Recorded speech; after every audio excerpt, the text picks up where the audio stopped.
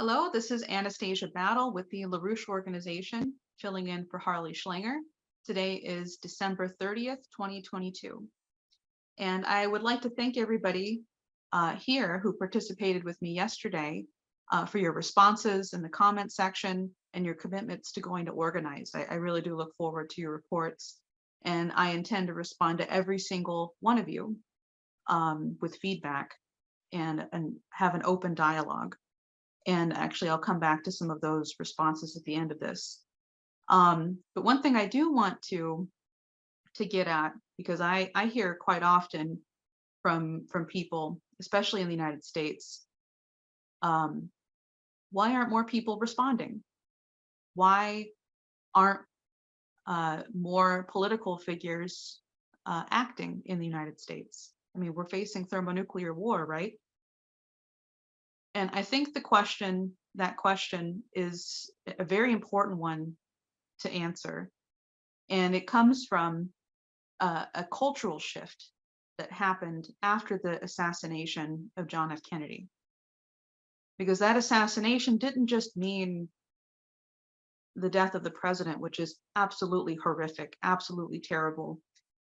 But what it really represented was that if you actually are going to try to do something, then you're going to be killed. And we're going to make sure of it. And we're going to rub it in your face. I mean, look what happened with the Warren Commission. Do you really think people believe that a lone gunman assassinated the president of the United States? And then not only that, but that lone gunman then was killed and we couldn't even get to the bottom of it? Come on, a magic bullet? We're not that stupid. But the fact that this was shoved down the throats of the American people was the sign that this open, brazen lie, a Goebbels style lie, to intimidate the American people, to crush that spirit, right? We have a First Amendment right, the right for freedom of speech. If we don't use it, then aren't we just self-censoring? Isn't it just as bad as being under a dictatorship with the false notion that you have the ability to speak your mind and say something? So that's really what you've seen with this Warren Commission, with the assassination of President Kennedy. And Tucker Carlson on December 15th had an excellent video where he questions Joe Biden's refusal to release these documents yet again of how John F. Kennedy was assassinated. And he says, well, what are they really trying to cover up? Everybody who participated is dead. Are they just trying to cover up for an institution? He even identifies that President Donald Trump had said that he would release these documents and then was advised to not do so. He had gone to a source of his where he asks a source who's very familiar with these documents and says, do you believe that the government was involved with the assassination of President Kennedy? And the source says, yes, I believe that the government was involved with this assassination. And now they're actively covering it up. Let's not accept this as an answer. Let's not accept this in the United States. We're not cowards, right? I want to read to you a part of an interview that came up on December 26th that Russian Foreign Minister Sergei Lavrov, it's a long interview. I definitely recommend that people watch it. There's translations, but he goes after this. There were reports from anonymous Pentagon officials, right? Of course, they're always anonymous, But these anonymous Pentagon officials talk about a decapitation strike on Russia. So his response, Sergei Lavrov's response is, the one who's gone the farthest of all the others is in Washington. There are some anonymous officials from the Pentagon who have actually insinuated threats to deliver a decapitating strike on the Kremlin, which is in fact an assassination threat against Russian president. If someone really has such ideas, then this someone should think long and hard about the possible consequences of such plans. I would say I think this is a big reason why these documents are still undisclosed. They're not released.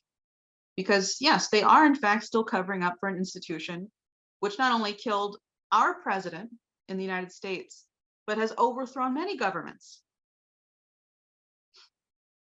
Still overthrowing governments. So let me come back to the open letter, this initiative that Helga Zepp-LaRouche has put forward. Some of you are familiar with this, but it's titled Open Letter to Pope Francis from Political and Social Leaders. Support call for immediate peace negotiations. Now, I was just informed that we've got another 14 new signatures on this. We'll be updating the link on the Schiller Institute website on this. So definitely please look at that. But I'm going to read to you a few of these new signers. Some of them are coming from the United States and Europe, which quite honestly is an incredibly bold thing to do right now. And we need more people to be bold like this. You have former president of Guyana, Donald Romatar, who's signed. You have former senator of Trinidad, Dr. Kirk Migu. You have John Shauna, a civil engineer and editor of the website allaboutenergy.net. Nick Brana, he's the chair of the People's Party. Actually, you might recognize him. He's done interventions with us on political figures in the United States. In particular, he did an intervention on Bernie Sanders, which I recommend people watch. It was very telling. You have George Koo, who's a business consultant here in the United States. Oh, here's another one from the US. Marjorie Cohn. She's a former president of National Lawyers Guild and Veterans for Peace Board.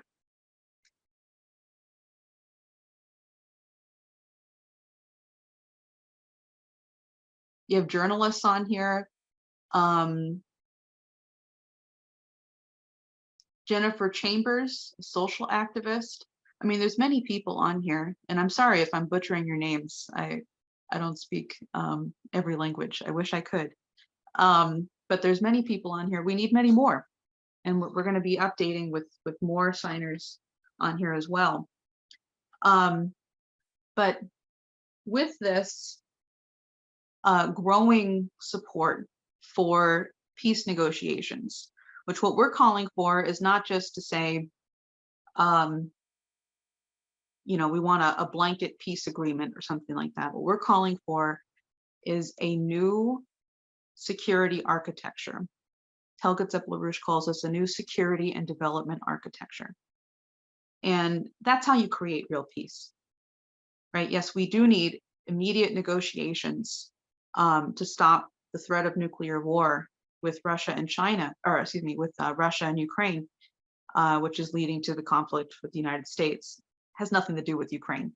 You know that. But the way that you stop war is by defeating empire.